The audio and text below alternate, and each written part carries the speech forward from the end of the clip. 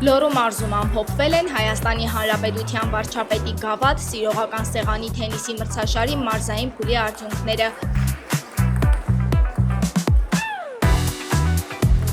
Մրցաշարի մարզային փուլին մասնակցում էին Ալավերդու, Վանաձորի, Սպիտակի, Ստեփանավանի, Տաշիրի համայնքային փուլի հաղթող մասնակիցները։ 30 թիմ, 120 մասնակից։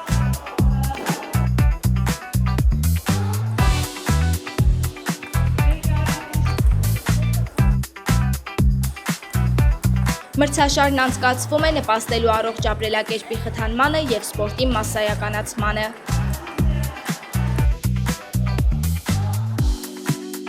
5-ից 9-րդ դասարանների խմբում հաղթող է ճանաչվել Վանաձորի թիվ 20 դպրոցը, 10-ից 12-րդ դասարանների խմբի հաղթող Վանաձորի թիվ 11 դպրոցը։